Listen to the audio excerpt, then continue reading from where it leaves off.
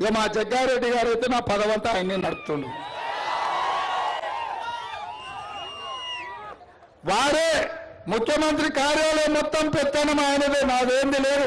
Rubber స్టాంపే నేను గుద్దమన్న దగ్గర గుద్దుతున్నా, సంతకం పెట్టమన్న దగ్గర పెడుతున్నా. మొత్తం నడుస్తున్నదే మీది, మనోళ్ళది, పేదోళ్ళది, పేదలకు అండగా ఉండేటోళ్ళు. మరి ఇట్లా అందరినీ కలుపుకపోయే మన ప్రభుత్వం, పేదలకు అండగా ఉండే కాంగ్రెస్ పార్టీ ఇవాళ ఇందిరమ్మ గెలిచిన మెదక్ నుంచి ఒక బలహీన వర్గాల నుంచి నీల మధుని ఇవాళ ఎన్నికల్లో దించిన.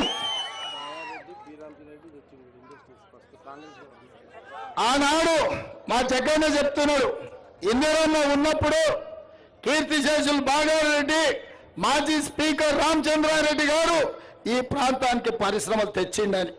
మరి నేను అడుగుతున్నా, ఇవన్నీ కూడా కాంగ్రెస్ హయాంలో జరిగిన అభివృద్ధి కదా. ఇవాళ అందుకే కాంగ్రెస్ కి అండగా నిలబడండి. ఈ దేశంలో అభివృద్ధి జరగాలి, పరిశ్రమలు రావాలి, పిల్లలకు ఉద్యోగాలు రావాలి, ఎస్సీ ఎస్టీ బీసీ రిజర్వేషన్లు ఉండాలి, రాజ్యాంగం రద్దు కాకూడదు అంటే కాంగ్రెస్ పార్టీ గెలవాలి. నీల మధుకు అండగా నిలబడండి.